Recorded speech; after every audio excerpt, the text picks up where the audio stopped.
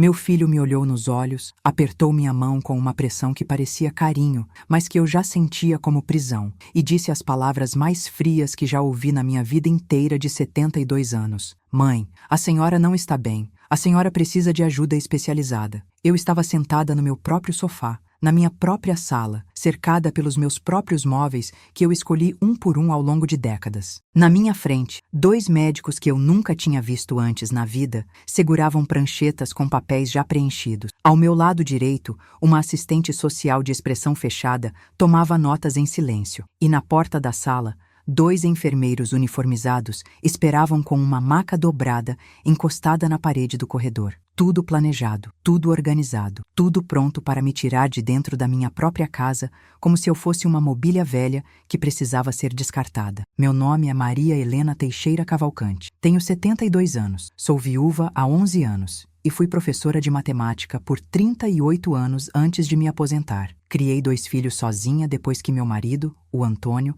adoeceu e ficou acamado por 4 anos antes de partir. Trabalhei enquanto cuidava dele. Trabalhei enquanto criava os meninos. Trabalhei enquanto pagava as contas, os remédios, a escola, a faculdade, as festas de aniversário, os presentes de Natal. Trabalhei tanto que às vezes eu esquecia de dormir. E por 30 anos guardei tudo que pude, centavo a centavo, porque aprendi desde cedo que mulher que depende de outros para existir vive no fio da navalha. Naquela manhã de terça-feira, quando meu filho Eduardo entrou na minha casa com aquela comitiva de estranhos, eu tinha na minha conta corrente um saldo de R$382 mil.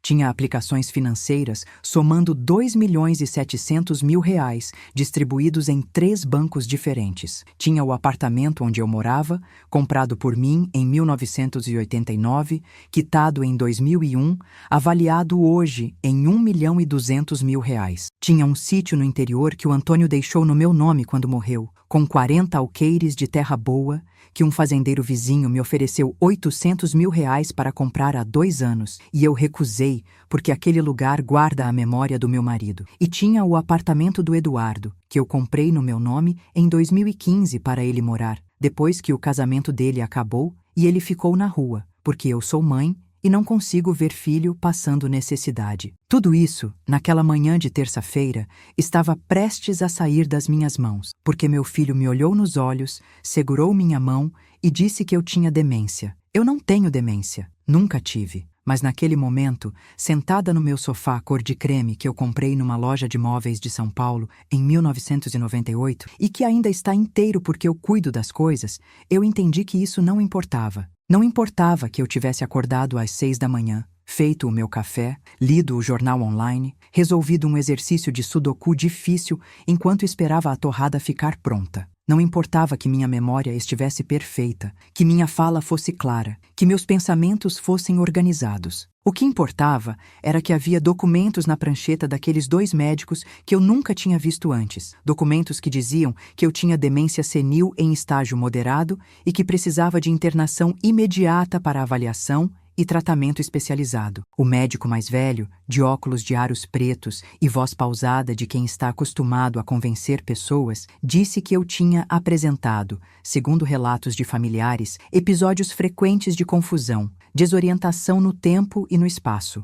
dificuldade em reconhecer pessoas conhecidas e comportamento agitado e irracional. O Eduardo, de pé ao lado dele, balançava a cabeça com aquela expressão de filho sofrido, que cuidaria da mãe doente a qualquer custo. Eu olhei para o meu filho. Para aquele homem de 44 anos que eu amamentei, que eu levei para a escola segurando a mochilinha dele com a mão esquerda e a pasta de trabalho com a mão direita, que eu vi chorar quando o time dele perdeu uma final de futebol quando tinha 8 anos, que eu vi defender o TCC na faculdade com aquele sorriso enorme que era tão igual ao sorriso do pai dele. Eu olhei para aquele homem e tentei encontrar nele algo do menino que eu criei. Não encontrei. O que eu vi foi um estranho com os olhos do meu filho, que tinha planejado cada detalhe daquela cena para funcionar perfeitamente, que tinha contratado 2 médicos para assinar laudos falsos, que tinha organizado uma internação compulsória para me tirar de circulação enquanto esvaziava o que eu levei uma vida inteira para construir. Os enfermeiros se aproximaram. A assistente social levantou da cadeira. O Eduardo disse: "Mãe, a gente vai cuidar da senhora. Vai ficar tudo bem." Eu não gritei. Não chorei, não tentei me levantar nem agredi ninguém. Fiz o que fiz a vida inteira diante de situações que me assustaram. Respirei fundo, olhei para tudo ao meu redor com muita atenção e guardei cada detalhe dentro de mim como quem guarda a prova. Eles me levaram. E se você está ouvindo a minha história agora, quero que você fique até o final, porque o que aconteceu nos dias seguintes vai mostrar que 72 anos de vida ensinaram a esta velha professora de matemática uma coisa que o meu filho subestimou completamente: que silêncio não é fraqueza, que paciência não é resignação, e que uma mulher que passou a vida inteira resolvendo problemas difíceis sabe muito bem como resolver o mais difícil de todos quando ela está com a razão, com os documentos e com a lei do seu lado. Se você já passou por alguma coisa parecida, se você conhece alguém que sofreu uma injustiça dessas, deixa um coração aqui embaixo. E se você é novo aqui no canal, se inscreve e ativa o sininho, porque as histórias que eu conto aqui são todas reais, todas minhas, e todas vão mostrar que a vida não acabou para nenhuma de nós. Vamos continuar. O hospital para onde me levaram ficava na zona sul da cidade, a 40 minutos da minha casa. Era uma clínica particular, com jardim na entrada e recepcionistas uniformizadas de azul. Cheirava a desinfetante e a flor artificial. O tipo de lugar que parece cuidadoso por fora e que, por dentro, guarda as histórias mais tristes que você já vai ouvir. Me instalaram num quarto do segundo andar, com janela que dava para um estacionamento, cama de hospital com grades laterais que eles subiram sem me perguntar, e um banheiro pequeno com barras de apoio nas paredes. Eduardo ficou enquanto eu era instalada. Assinou mais papéis na recepção. Conversou em voz baixa com uma médica de jaleco branco e cabelo preso que de vez em quando olhava para mim com aquela expressão clínica de quem está avaliando um problema, não uma pessoa. Antes de ir embora, ele veio até a porta do meu quarto. Não entrou. Ficou no batente, com as mãos dentro dos bolsos da calça e disse: "Mãe, descansa, a gente vai resolver tudo." Eu não respondi, só olhei para ele. Ele saiu. E eu fiquei ali, sentada na beira da cama de hospital, ouvindo o barulho distante de algum aparelho eletrônico no corredor, sentindo o cheiro de antisséptico entrar pelos meus pulmões a cada respiração, e pensei: preciso entender exatamente o que está acontecendo. Preciso entender o tamanho disso. Preciso entender o que ele planeja fazer e com quanto tempo eu tenho para agir. Porque uma coisa eu tinha certeza: Eduardo não tinha feito tudo aquilo por acaso, nem de impulso, nem por desespero. Aquilo tinha sido planejado. Tinha tempo, tinha documentação, tinha profissionais contratados, tinha roteiro. E planos elaborados assim têm um objetivo claro. Eu precisava descobrir qual era. A resposta chegou naquela mesma tarde. Eram quase 4 horas da tarde quando a enfermeira entrou no meu quarto. Ela se chamava Conceição, eu soube depois. Tinha uns 35 anos, cabelo crespo preso com um elástico azul,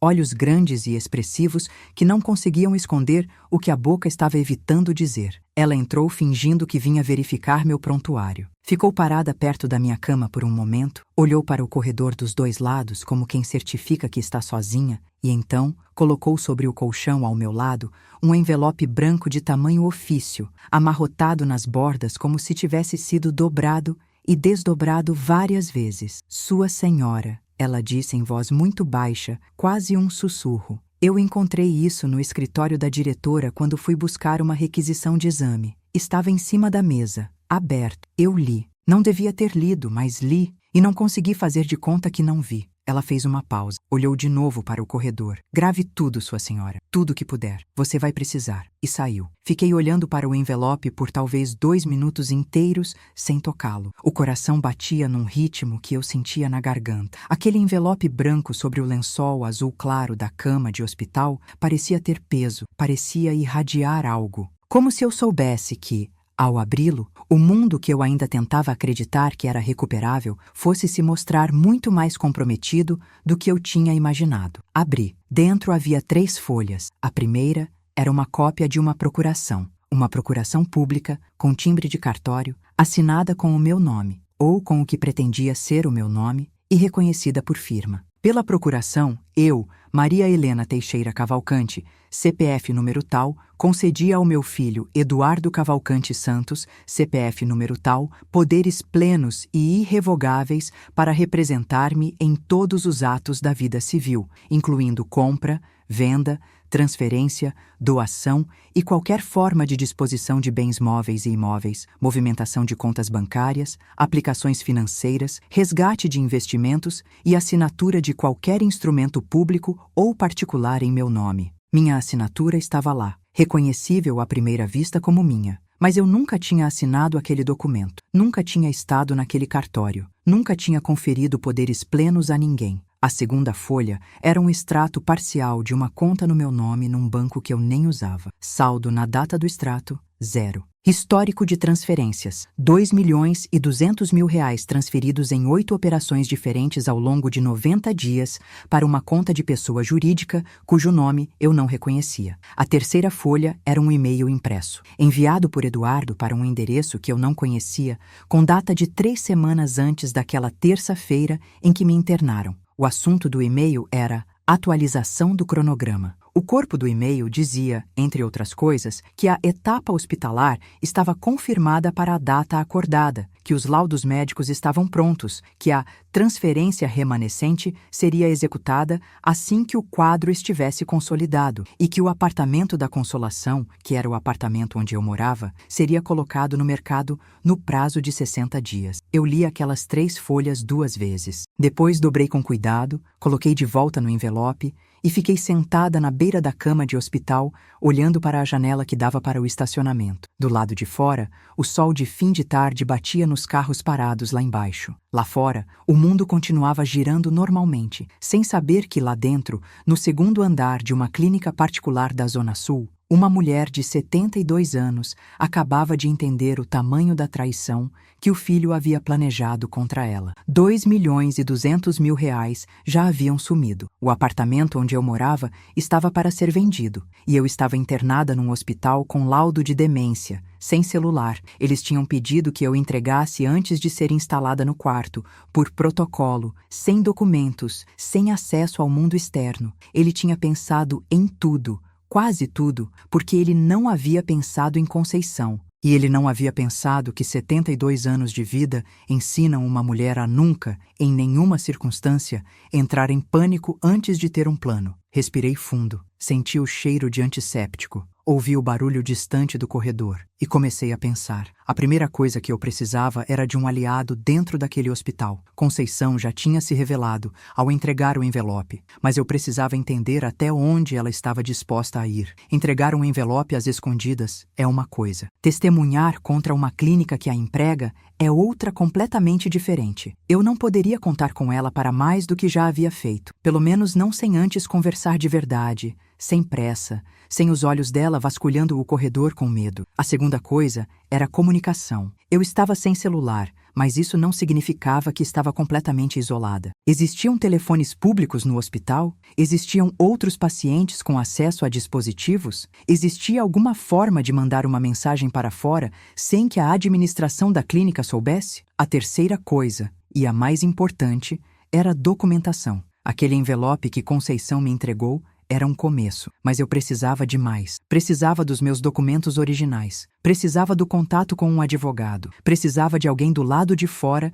que pudesse agir enquanto eu estava aqui dentro. E a quarta coisa, eu precisava de tempo. Eduardo tinha um cronograma. Eu havia lido isso no e-mail. Se a transferência remanescente dependia do quadro estar consolidado, isso significava que ele esperava que, depois de alguns dias internada, eu aparecesse mais confusa, mais desorientada, mais fácil de ser descartada. Se eu me comportasse de forma completamente lúcida, completamente organizada, completamente contrária ao diagnóstico que ele havia fabricado, isso atrasava o plano dele. Dava a mim mais tempo. Então foi isso que eu decidi fazer: ser absolutamente, inegavelmente, demonstravelmente lúcida. Em cada conversa, em cada avaliação médica, em cada interação com qualquer funcionário daquele hospital, sem agitação, sem comportamento irracional, sem nada que pudesse ser registrado no prontuário como confirmação do laudo falso. Matemática, lógica, memória e calma. As mesmas ferramentas que eu tinha usado por 38 anos numa sala de aula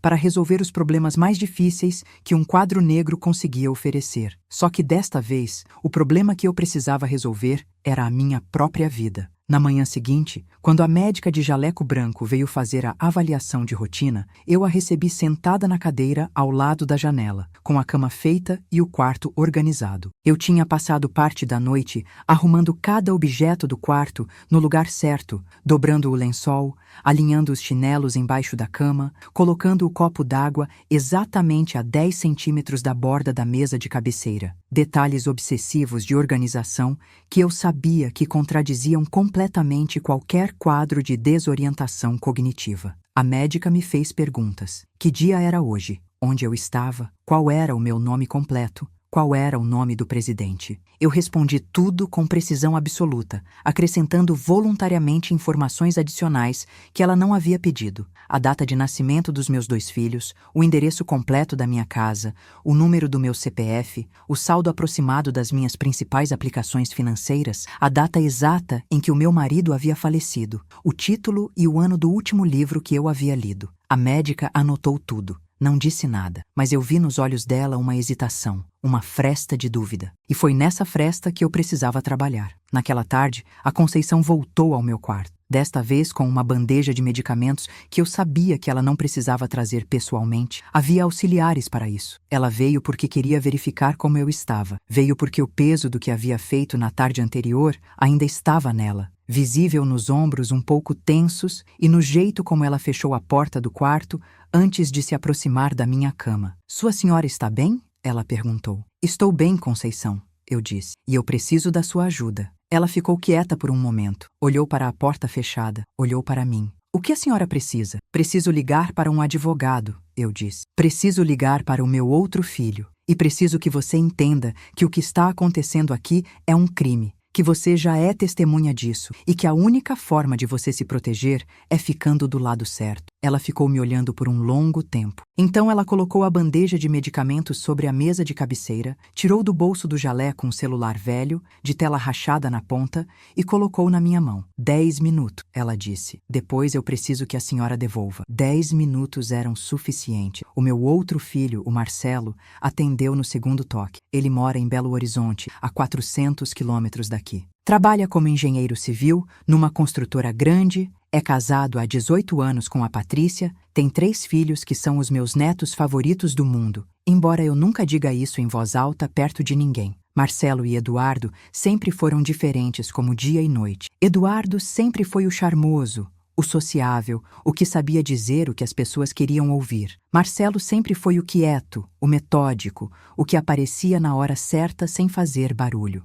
"Mãe!" A voz do Marcelo do outro lado do telefone tinha aquela mistura de alívio e preocupação, que é o som exato de um filho, que ainda não sabe o tamanho do problema, mas já entende que o problema é sério. "Mãe, onde você está? O Eduardo disse que você tinha tido um episódio em casa e que estava em observação numa clínica. Eu tentei ligar para você, mas o número caiu direto na caixa de mensagem." "Marcelo", eu disse, controlando a voz para que ela saísse firme, clara, sem sombra de hesitação. "Eu não tive nenhum episódio. Eu fui internada compulsoriamente com laudo falso de demência. O Eduardo está usando uma procuração que eu nunca assinei para movimentar as minhas contas. Já foram transferidos R$ 2.200.000. O apartamento da Consolação está para ser colocado à venda. Eu estou bem, estou completamente lúcida, e eu preciso que você ligue agora para o advogado Rodrigo Fonseca, que é quem cuidou do inventário do seu pai, e que você venha para cá o mais rápido que puder." Silêncio do outro lado. Depois, "Mãe, repete para mim o que você acabou de falar." Eu repeti, com a mesma precisão, os mesmos números, os mesmos detalhes, porque precisão era o que eu tinha. Precisão era o que diferenciava a minha versão dos fatos do laudo fabricado, que dizia que eu estava confusa e desorientada. "Eu tô pegando o primeiro voo", o Marcelo disse. "Você não vai ficar lá sozinha. Eu juro por Deus." Devolvi o celular para a Conceição 30 segundos antes dos 10 minutos acabarem. Ela olhou para mim com os olhos um pouco vermelhos e disse: "A senhora é corajosa." "Não", eu disse. "Eu só aprendi a não desperdiçar o tempo que tenho." O Marcelo chegou no dia seguinte às 11 da manhã, com o advogado Rodrigo Fonseca ao lado. O Rodrigo tinha 60 anos, terninho cinza, pasta de couro preta e aquela expressão de quem já viu muita coisa feia no mundo jurídico e que ficou de pedra, mas não perdeu a capacidade de indignar. Ele era quem tinha cuidado do inventário do Antônio, que tinha me ajudado com a transferência formal de todos os bens para o meu nome depois da morte do meu marido. Ele me conhecia há mais de 10 anos. Sabia exatamente quem eu era, qual era o meu patrimônio, qual era o meu histórico. Eles pediram para me ver. A administração da clínica, inicialmente, tentou bloquear a visita, alegando que a paciente estava em período de adaptação e que visitas externas poderiam prejudicar o processo de avaliação. Foi aí que o Rodrigo colocou sobre o balcão da recepção uma cópia do artigo 15 do Código Civil Brasileiro, combinado com o artigo 5º da Constituição Federal, e informou calmamente que estava registrando a data e hora da tentativa de impedimento de acesso de advogado a cliente e que qualquer obstrução adicional seria incluída no processo que ele estava prestes a abrir. Me deixaram receber a visita. Quando o Marcelo entrou no meu quarto, abraçou-me com aquela força de quem estava com raiva e com medo ao mesmo tempo, e eu senti pelo abraço do meu filho que ele estava tão assustado quanto eu, mas que estava ali, que não tinha me abandonado, que nunca ia me abandonar. Segurei aquele abraço por um tempo que não soube medir. Depois nos sentamos, e eu contei tudo. Com o envelope que a Conceição tinha me entregado sobre a mesa, com os números decorados na minha cabeça, com cada detalhe que eu havia guardado desde aquela manhã de terça-feira, em que 2 enfermeiros tinham levado uma maca dobrada até a minha sala de estar. O Rodrigo ouviu tudo sem interromper. Tomava notas numa agenda de capa dura com uma caneta azul. De vez em quando, franzia o senho. De vez em quando, levantava os olhos para mim com aquela expressão de quem está avaliando, não apenas o que está ouvindo, mas a consistência de quem está falando. Quando eu terminei, ele colocou a caneta sobre a agenda aberta e disse: Dona Maria Helena, com o que a senhora me acabou de apresentar, temos elementos suficientes para um habeas corpus imediato, uma medida cautelar de bloqueio das contas bancárias e uma queixa-crime por estelionato, falsidade ideológica e internação psiquiátrica ilegal. Mas antes de tudo isso, eu preciso que a senhora consiga que essa enfermeira que lhe entregou o envelope seja ouvida formalmente. Olhei para a porta do meu quarto. Eu vou conversar com ela, disse. E foi assim que o plano começou a tomar forma. Naquele mesmo dia, enquanto o Rodrigo providenciava os primeiros documentos legais e o Marcelo instalava na sala de espera da clínica, com a determinação silenciosa de quem não vai a lugar nenhum, eu chamei a Conceição para uma conversa que durou 40 minutos e que ela mesma descreveu depois, no depoimento formal, como a conversa mais importante da sua vida profissional. Ela tinha medo. Claro que tinha. Ela era funcionária daquela clínica há 7 anos, tinha 2 filhos para criar, aluguel para pagar e a consciência de que testemunhar contra o estabelecimento que a empregava podia custar o emprego. Mas ela também tinha guardado aquele e-mail, não apenas tirado cópia. Ela tinha fotografado os 3 documentos com o celular antes de devolver o envelope ao lugar onde o havia encontrado, para que ninguém na administração percebesse que tinham sido vistos. Ela tinha essas fotos no celular havia 3 dias, sem saber o que fazer com elas, dormindo mal, acordando de madrugada pensando no que estava acontecendo no 2º andar da clínica onde ela trabalhava. Eu disse a ela o que o Rodrigo me havia dito, que ela seria protegida legalmente como testemunha, que os documentos que ela havia fotografado tinham um valor probatório enorme, que sem ela o processo seria mais longo e mais difícil, mas que com ela seria possível agir de forma rápida o suficiente para recuperar o que ainda podia ser recuperado. E o que não puder ser recuperado?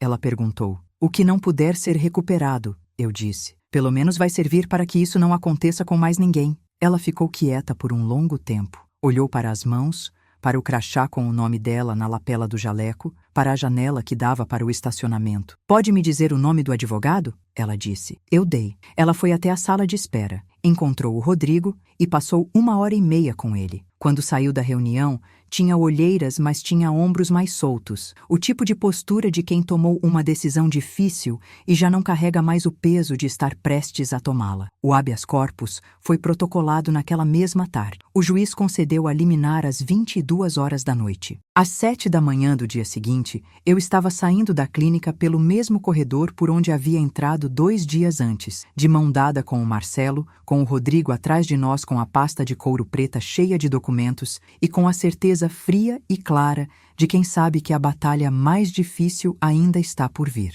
porque saindo do hospital era apenas o começo. O Eduardo ainda tinha os documentos, ainda tinha a procuração falsa, ainda tinha acesso às contas que ele não havia esvaziado ainda, porque pela sequência de operações que a investigação bancária revelou depois, ele ainda tinha planejado mais 2 transferências que não havia executado. O cronograma dele previa que eu ficaria internada por pelo menos 30 dias antes de ser transferida para uma instituição de longa permanência. 2 dias e meio dentro daquele hospital não eram o suficiente para ele ter completado o plano. O que ele não sabia era que 2 dias e meio eram mais do que o suficiente para mim. No carro, a caminho do escritório do Rodrigo para assinar os primeiros documentos, o Marcelo pegou a minha mão sem dizer nada. Eu olhei pela janela do carro para as ruas da cidade passando, para as pessoas que iam e vinham nos seus dias normais sem saber de nada, para o céu aberto e claro daquela manhã que parecia completamente indiferente ao peso do que eu estava carregando. Pensei no Antônio. Pensei no quanto ele teria ficado com o coração partido ao saber o que o Eduardo tinha feito. E pensei também, porque sou honesta comigo mesma, que em alguma parte da minha cabeça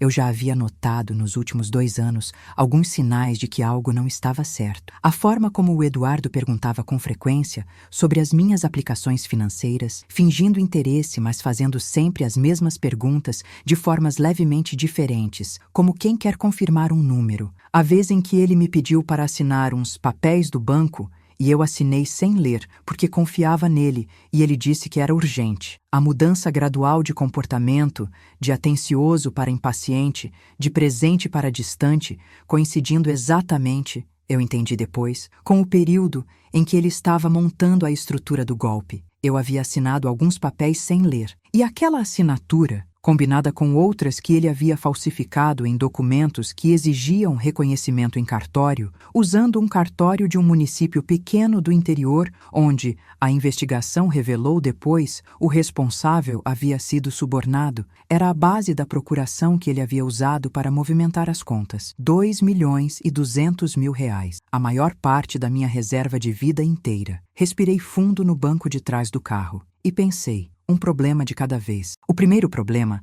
era garantir que o restante do patrimônio estivesse protegido. Isso o Rodrigo já estava providenciando. O bloqueio cautelar das contas restantes, a averbação na matrícula dos imóveis impedindo qualquer transação e o cancelamento imediato de qualquer procuração existente no meu nome em qualquer cartório do país. O segundo problema era reunir provas suficientes para o processo criminal. Isso a Conceição estava ajudando, com as fotos dos documentos e que a investigação bancária que o Rodrigo havia solicitado à Polícia Civil completaria. O terceiro problema, e este era o mais delicado, era o Eduardo. Porque o Eduardo ainda não sabia que eu havia saído do hospital. E porque, quando soubesse, ele ia agir, ia tentar correr, ia tentar apagar rastros, ia tentar mover o que ainda pudesse ser movido. E era preciso que, quando ele agisse, cada movimento dele fosse feito na frente de olhos que estavam registrando. O Rodrigo já havia pensado nisso. Dona Maria Helena, ele disse quando chegamos no escritório dele. O Eduardo vai ligar para a clínica esta manhã, como faz todos os dias às 10 horas, segundo o que a Conceição nos informou. Quando ligar e descobrir que a senhora não está mais lá,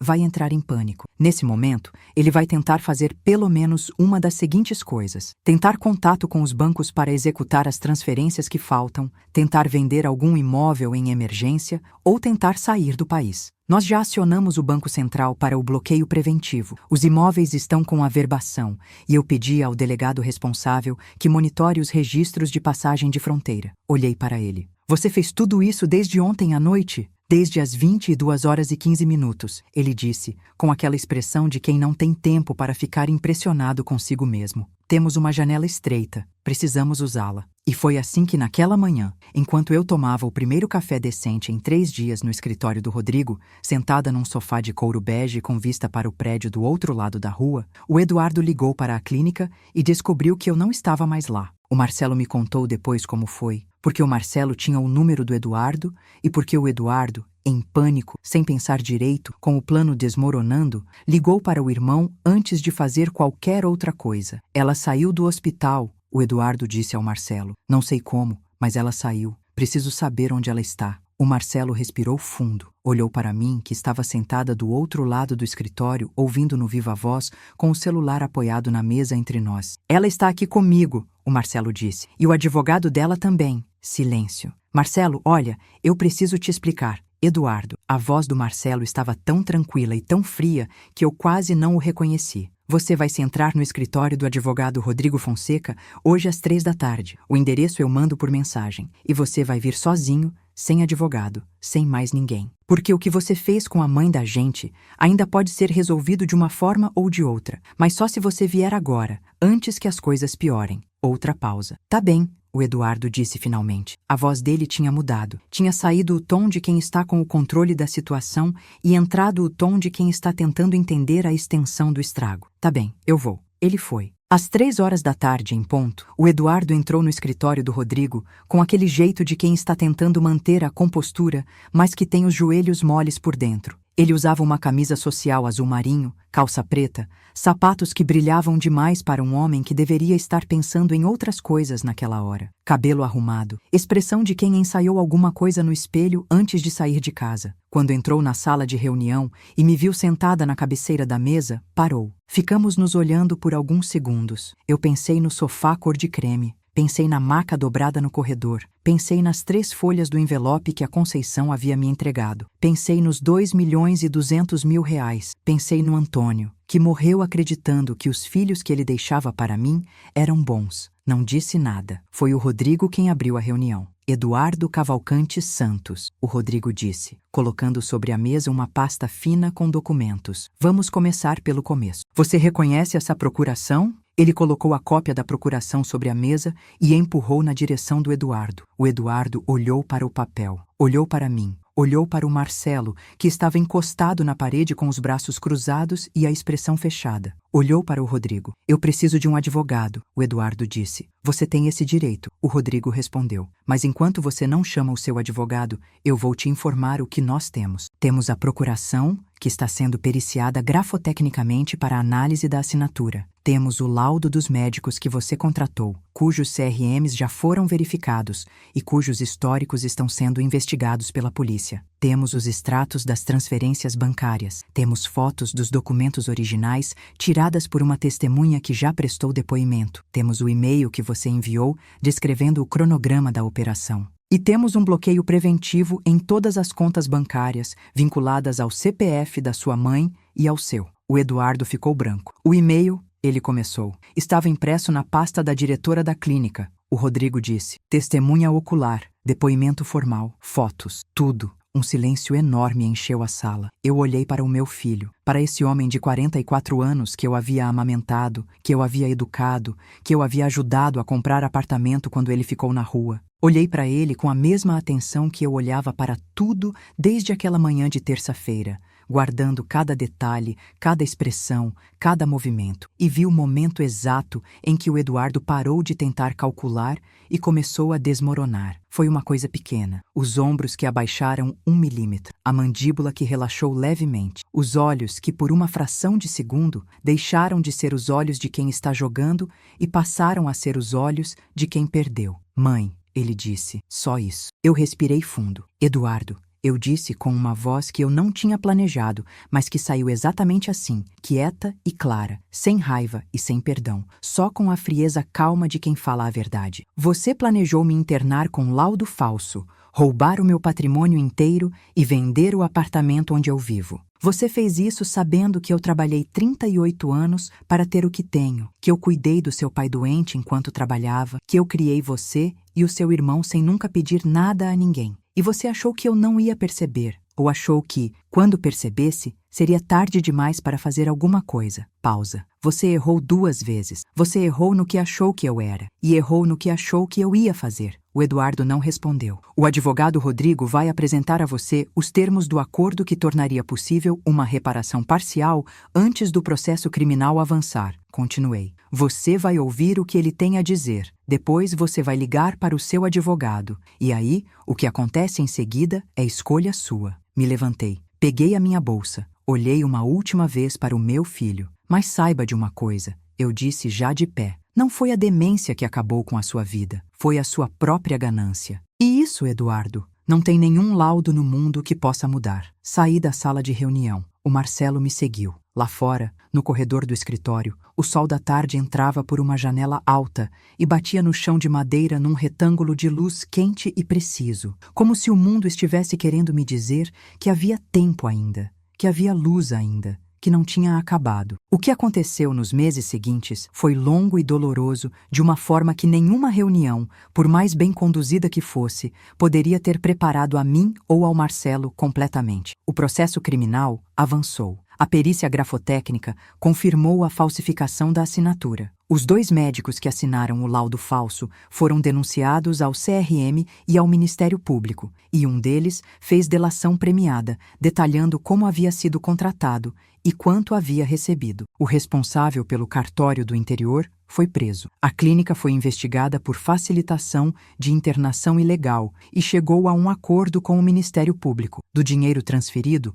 R$ 1.300.000 foram recuperados através do bloqueio preventivo das contas para onde tinham sido enviados. R$ 900.000 haviam sido dispersados em operações menores que levaram quase um ano para serem rastreadas, e desses, 720 mil foram parcialmente recuperados através de ação de ressarcimento. O restante, cerca de R$ 180.000, foi dado como irrecuperável pelo perito, porque havia sido transformado em criptomoedas e movido para carteiras sem identificação antes do bloqueio. O Eduardo foi condenado em primeira instância a 6 anos de reclusão por estelionato, falsidade ideológica e internação psiquiátrica ilegal, consúrcis processual mediante pagamento de fiança e prestação de serviços à comunidade enquanto o recurso tramitava. Ele ainda não havia cumprido a pena de forma efetiva quando esta história foi gravada, porque o sistema judicial tem o seu próprio tempo e seus próprios mecanismos, e eu aprendi a não esperar por ele para seguir em frente. A Conceição saiu da clínica 3 meses depois que tudo veio à tona, porque o ambiente de trabalho tornou-se insustentável para ela, depois que seu envolvimento ficou conhecido internamente. O Rodrigo a ajudou a encontrar um advogado trabalhista. Ela entrou com ação por assédio moral. Ganhou e está hoje trabalhando num hospital público, onde, segundo ela me contou numa mensagem de voz que ainda guardo no celular, ela se sente finalmente capaz de fazer o seu trabalho com dignidade. Eu voltei para o meu apartamento da Consolação. Não mudei nenhum móvel de lugar. Não troquei a cor das paredes. Não fiz nenhuma reforma que as pessoas me aconselharam a fazer para dar uma renovada no lugar. Porque renovar não era o que eu precisava. O que eu precisava era voltar para a minha própria casa, sentar no meu sofá cor de creme, olhar pela janela para a rua que eu conheço há 30 anos e entender que aquele lugar era meu, continuava sendo meu. Sempre tinha sido meu, por mais que alguém tivesse tentado me convencer do contrário. Fiz isso na primeira tarde que voltei. Sentei no sofá, olhei pela janela, fiz um café da maneira que só eu sei fazer, com a quantidade certa de água quente e o pó coado devagar, no coador de pano que a minha mãe me deu quando eu me casei e que ainda uso até hoje. Tomei aquele café e chorei. Chorei de um jeito que não tinha conseguido chorar em nenhum momento desde aquela terça-feira. Não de tristeza, ou não só de tristeza, chorei de tudo de uma vez, do cansaço, do alívio, da raiva que havia guardado com tanto cuidado para não desperdiçar em horas erradas, da dor de ter visto o que vi nos olhos do filho que criei, da saudade do Antônio que eu sentia especialmente forte naquele momento porque ele teria sabido exatamente o que dizer, e da gratidão, sim, da gratidão, por ter chegado até aqui, por ter os documentos no nome certo, por ter o Marcelo, por ter a Conceição, que poderia ter escolhido olhar para o outro lado e não olhou, por ter 72 anos de vida que me ensinaram que silêncio não é passividade, que paciência não é fraqueza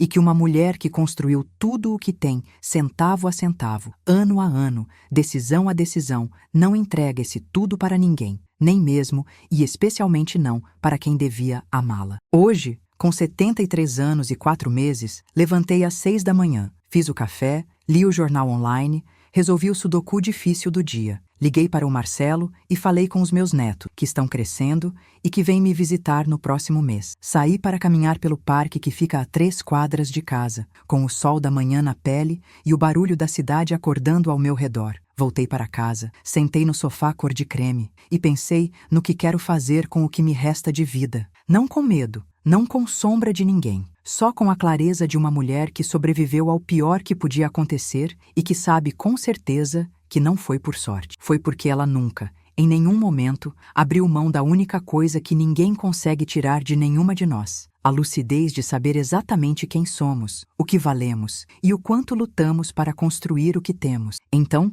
se você chegou até aqui na minha história, e eu sei que foi longa, eu sei que foi pesada, mas era preciso contar tudo porque tudo faz parte. Eu quero te pedir uma coisa: não é sobre me ajudar, é sobre você. Olha para as pessoas que você ama. Olha para as mulheres mais velhas da sua família, da sua vizinhança, da sua vida. Pergunta como elas estão. Não a pergunta de protocolo, não o tudo bem que vira resposta automática. A pergunta real, de olho no olho, de quem quer ouvir a resposta. Porque às vezes, a diferença entre uma história como a minha e uma história muito pior é uma Conceição que não olhou para o outro lado. E se você passa por algo parecido, se alguém está tentando diminuir a sua capacidade, questionar a sua lucidez, tomar o que é seu, usando a sua confiança ou o seu amor como arma, saiba que você não está sozinha. Saiba que existe caminho, existe lei, existe gente disposta a te ajudar. E saiba, acima de tudo, que a sua história não acabou só porque alguém achou que tinha escrito o final dela. Essa é a minha história. E eu sou a única que escreve o meu final. Se você quer ouvir mais histórias como essa, se inscreve no canal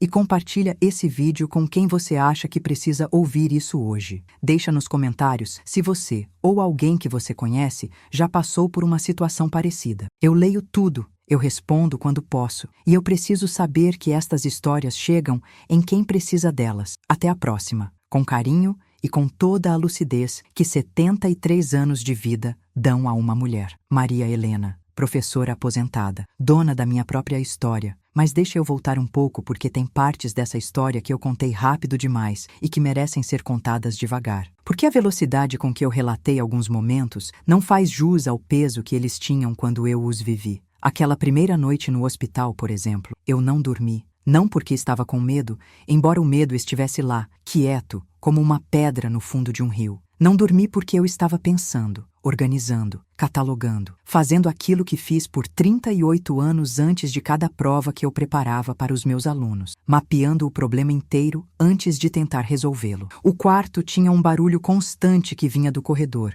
O som de uma máquina, talvez o sistema de ar-condicionado ou algum equipamento médico em outro quarto. Um zumbido baixo e contínuo que a princípio parecia irritante, mas que com o tempo virou quase uma companhia. A janela deixava entrar um fio de luz laranja do estacionamento lá embaixo, e aquela luz desenhava uma linha diagonal no chão do quarto que eu ficava olhando enquanto pensava. Pensei no Eduardo pequeno, com 6 anos, me pedindo para que eu ficasse acordada um pouco mais para ver o jornal com ele, porque ele achava que adultos que assistiam ao jornal eram mais inteligentes. Pensei nele com 18 anos, no dia em que chegou em casa com a nota baixa na prova de química e ficou esperando que eu gritasse, e eu não gritei. Sentei do lado dele na mesa da cozinha e refiz todo o conteúdo com ele até quase meia-noite. Pensei nele com 32 anos, na festa de aniversário dele, onde eu tinha feito o bolo de chocolate que era o preferido dele desde criança, e ele tinha chegado 2 horas atrasado com uma turma de amigos que eu nunca tinha visto e passado a noite inteira sem sentar do meu lado. Pensei em quando começou a mudar, e a resposta que a noite me deu foi: não tinha começado de uma vez. Tinha sido uma série de pequenas mudanças tão graduais que eu havia justificado cada uma delas separadamente, sem perceber o padrão. A distância que eu havia atribuído ao trabalho, a impaciência que eu havia atribuído ao estresse, as perguntas sobre dinheiro que eu havia interpretado como interesse genuíno, o pedido para assinar papéis urgentes que eu havia aceito porque era o meu filho e eu confiava nele. Essa era a parte que ficava. Não a traição em si, que era calculável, documentável, processável dentro do sistema judicial, mas o fato de que a ferramenta que ele havia usado contra mim era a minha confiança, o amor de mãe transformado em vulnerabilidade, a fé que eu tinha no menino que criei transformada em buraco por onde o patrimônio de uma vida escorreu. Aquela primeira noite, deitada na cama de grades do hospital com o zumbido constante no corredor, eu precisei me fazer uma pergunta muito difícil. Eu havia visto os sinais e escolhido não enxergá-los. Havia uma parte de mim que sabia e que havia preferido não saber. Não tenho uma resposta clara para isso ainda. Talvez nunca tenha, mas sei que essa pergunta é necessária. Que qualquer mulher que passe por algo parecido vai precisar fazer essa pergunta para si mesma em algum momento, e que a resposta, seja ela qual for, não muda o que aconteceu nem define quem você é. Define, no máximo, o que você escolhe aprender. Eu escolhi aprender a nunca mais assinar nada sem ler. Simples assim. Na manhã do segundo dia, a médica voltou com outra avaliação. Desta vez trouxe uma psicóloga, jovem, de coque frouxo e voz mansa, que me fez uma série de testes cognitivos. Completar sequências numéricas, identificar padrões em figuras geométricas, lembrar uma lista de 12 palavras após 15 minutos de outras atividades, copiar um desenho complexo de memória, relatar eventos do meu dia de ontem em ordem cronológica. Eu fiz tudo, com cuidado, com precisão, com a tranquilidade de quem está fazendo algo que sempre soube fazer. No teste de sequência numérica, completei corretamente e voluntariamente, apontei a regra matemática subjacente a cada sequência, o que a psicóloga não havia pedido, mas que claramente a impressionou, porque ela parou de escrever por um momento e me olhou com uma expressão diferente da expressão clínica com que havia entrado. "A senhora tem formação em matemática?" ela perguntou. "Sou professora de matemática aposentada", eu disse. 38 anos de carreira. Escola pública, do 6º ano ao 3º colegial. Ela anotou isso. "E a senhora sabe por que está aqui?" Pausa. Cuidado. Esta era a pergunta armadilha, a que testava se eu me conformava com o diagnóstico que havia sido dado sobre mim. "Sei", eu disse. "Estou aqui porque meu filho apresentou laudos médicos afirmando que eu tenho demência senil em estágio moderado, e esses laudos foram usados para me internar compulsoriamente. Eu não tenho demência. Os laudos são falsos, e estou cooperando com todas as avaliações que você e seus colegas quiserem fazer, porque a avaliação correta é o que vai provar isso." A psicóloga ficou quieta por um momento. "A senhora está com raiva do seu filho?" "Estou trabalhando para resolver a situação", eu disse. "Raiva é para depois", ela anotou. Saiu. Não soube o que ela escreveu no prontuário, mas sei que alguma coisa mudou a partir daquela manhã, porque a forma como os funcionários do hospital me trataram começou a ser diferente. Menos a forma como se trata alguém que não entende completamente o que está acontecendo, e mais a forma como se trata alguém que entende demais. Durante aquele segundo dia, enquanto aguardava o habeas corpus que o Rodrigo havia prometido, passei o tempo de uma forma que provavelmente ninguém naquele hospital esperaria de uma paciente internada com laudo de demência, pedindo papel e caneta à Conceição e escrevendo. Escrevi tudo. A ordem dos eventos desde a manhã de terça-feira, os nomes dos 2 médicos que assinaram o laudo, o nome da assistente social, os nomes dos 2 enfermeiros, a descrição exata dos documentos que haviam me pedido para assinar antes de me instalarem no quarto, o horário em que cada pessoa havia entrado e saído do meu quarto, o conteúdo de cada conversa que havia acontecido na minha presença. Era uma narrativa cronológica detalhada de 42 horas, escrita à mão, com data e hora no cabeçalho e assinada no final. Quando o Rodrigo chegou na manhã seguinte com o habeas corpus, dei aquelas folhas a ele antes de qualquer outra coisa. Ele leu enquanto eu me trocava para sair. Quando levantou os olhos, tinha uma expressão que eu não sabia exatamente como nomear. Qualquer coisa entre admiração e alívio. "Dona Maria Helena", ele disse, "a senhora deveria ter sido advogada." "Eu queria", disse, "mas naquela época, as mulheres que gostavam de números eram encaminhadas para o magistério. Então virei professora." Ele dobrou as folhas com cuidado e colocou na pasta de couro. Viraram peça do processo. O inquérito policial durou 8 meses. Nesse tempo, eu passei por mais de 40 horas de depoimentos, entrevistas e avaliações psicológicas realizadas por peritos do tribunal que confirmaram em termos técnicos o que eu já sabia na prática, que eu estava completamente lúcida, que havia sido vítima de internação ilegal e que o laudo de demência, apresentado pelos médicos contratados pelo Eduardo, não tinha nenhuma base clínica real. Era, nas palavras do laudo pericial oficial, um documento elaborado com a finalidade específica de sustentar uma ação de expoliação patrimonial premeditada. Em termos mais simples, um laudo fabricado para roubar uma velha. Durante esses 8 meses, continuei a minha vida. Voltei a caminhar no parque. Voltei a fazer o sudoku de manhã. Comecei a participar de um grupo de leitura na biblioteca do bairro que se reúne às quartas-feiras às 4 da tarde e que foi, de longe, a coisa mais reconfortante que eu descobri naquele período difícil. São 6 mulheres, todas entre 60 e 70 e poucos anos, todas com histórias que enchem uma sala,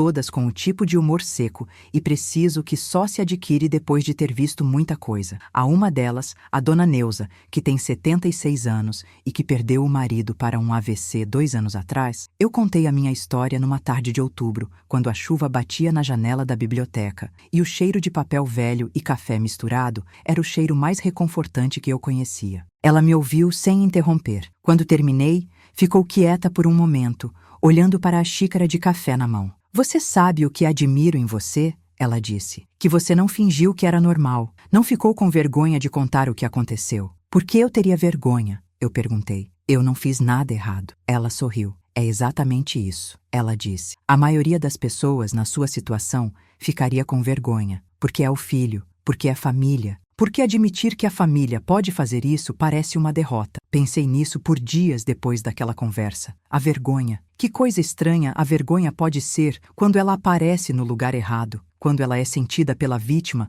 ao invés de pelo agressor, quando ela serve para calar as histórias que precisam ser contadas, para isolar quem mais precisa de ajuda, para proteger o sistema de mentiras que só funciona enquanto a verdade não sai. Eu não sinto vergonha, sinto dor. Sinto às vezes uma tristeza enorme que não tem nome preciso, que é a tristeza de ter amado um filho e ter esse amor usado como arma. Mas vergonha? Não. E se você está ouvindo isso agora e está numa situação parecida e está com vergonha de falar, de denunciar, de contar para alguém, de admitir que a pessoa que deveria te proteger é a mesma que está te machucando, eu quero te dizer que a vergonha que você sente não é sua. Ela foi colocada em você por alguém que precisa que você fique quieta para que o plano dele funcione. Ela é uma ferramenta. E como toda ferramenta, perde o poder quando você a reconhece. Coloca no chão essa vergonha. Pega o telefone. Liga para alguém. Porque você merece ser ouvida. Porque o que é seu, é seu. Porque 70 anos de vida, ou 60, ou 50, ou qualquer número que seja o seu número, não é o fim de nada. É a prova de tudo que você sobreviveu, de tudo que você construiu, de tudo que você é. E isso, absolutamente isso, não cabe dentro de nenhum laudo falso que ninguém assinou por você.